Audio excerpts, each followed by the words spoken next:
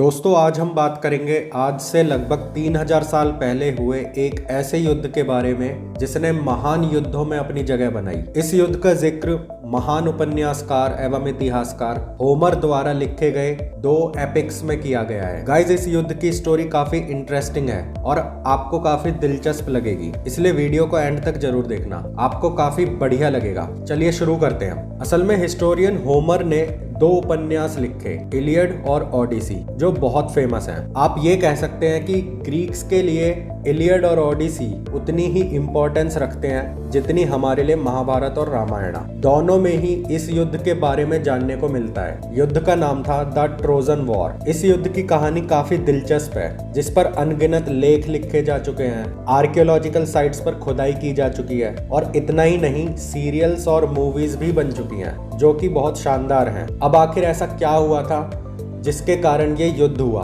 इसका ओरिजिन से लेकर एंड तक का इतिहास काफी दिलचस्प है। चलिए देखते हैं। लगभग 1200 से 1100 बीसी के दौरान यह युद्ध ट्रॉय और ग्रीस के बीच लड़ा गया था। ट्रॉय एक एंशिएंट शहर था जो कि आज के वेस्टर्न टर्की में स्थित था। ये यहाँ पर आप इसे देख सकते हैं और यहीं से ट्रॉय का पूरा एक्सेस था एशिया से आने वाली कमोडिटीज के ऊपर। और आपको शायद ताज्जुब होगा कि अपने इंडिया से यहाँ पर सिल्क और स्पाइसेस का ट्रेड होता था। अगर ओरिजिन की बात करें तो इस युद्ध की शुरुआत कुछ इस प्रकार से होती है। ग्रीक माइथोलॉजी के अकॉर्डिंग महान जियूस किंग ऑफ द गॉड्स बन जाते हैं अपने पिता क्रोनस को गद्दी से हटाकर। होमर की इलियड के अनुसार देवताओं के देवता जियूस ने पेलियस और थेटिस का विवाह कराया। थेटिस जो कि गॉडेस ऑफ वाटर थी, वहीं पेलियस एक किंग थे मिर्मिडॉन्स ट्राइब के। इस मैरिज सेरेमनी में सभी को निमंत्रण दिया गया, सिर्फ संघर्ष की देवी एरिस को छोड़कर। इस पर वह गुस्सा हो जाती है और मैरिज अटेंड करने जाती है और वहां पहुंचकर पैलेस में एक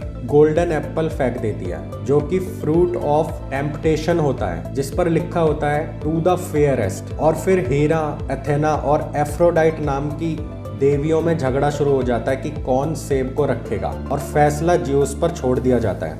लेकिन जियूस अगर एक को चुनते तो 2 नाराज हो जाती, इसलिए उन्होंने इसका फैसला the most handsome youth Troy के प्रिंस पेरिस पर छोड़ दिया, जो एकदम निष्पक्ष डिसीजन लेता। पेरिस की बात करें तो उसे एक गडरिये ने पाला था और उसे ये पता ही नहीं था कि वह ट्रॉय का प्रिंस है।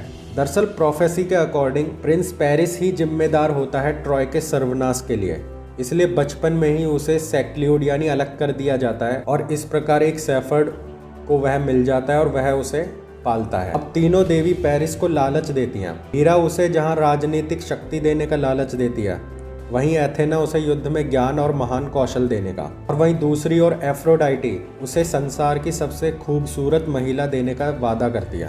इसका नाम था हेलेन ऑफ स्पार्टा, जो कि स्पार्टन किंग मिलेनियस की वाइफ थी। और इस पर पेरिस एफ्रोडाइटी को एप्पल सौंप देता है और बस यहीं से उस 10 साल लंबे ट्रोजन वार की नींव डलती है। इसके बाद वह ट्रॉय लौट जाता है, जहां उसे अपनी रॉयल फैमिली के बारे में पता लगता है। वहीं दूसरी तरफ पेलियस और थेटिस के एक लड़का होता है जिसका नाम रखा गया था अकेलिस, जो सबसे महान योद्धा था और आज भी उसका नाम अमर है। बताया जाता है कि अकेलिस को उसकी माँ थेटिस ने स्टाइक्स नाम की रिवर में इमर्स किया था, उसे हील से पकड़कर, और इस प्रकार केवल हील को छोड़कर उसका सारा शरीर इमॉर्टल बन गया और केवल हील का पार्ट मॉर्टल रह गया, यानी कि कमजोर रह गया। अब होता क्या है कि पेरिस को डिप्लोमेटिक मिशन पर उसके पिता यानी कि ट्रॉय के सम्राट प्रायम द्वारा स्पार्टा भेजा जाता है, जहां वह हेलन से मिलता है जो कि मिलेनियस की वाइफ थी। और फिर प्रोफेसी के अकॉर्डिंग पेरिस हेलेन के साथ ट्रॉय आ जाता है, जिस पर मिलेनियस भड़क जाता है और सेना इकट्ठी करने लग जाता है। ट्रॉय पर हमले के लिए इस सेना का नेतृत्व मिलेनियस का भाई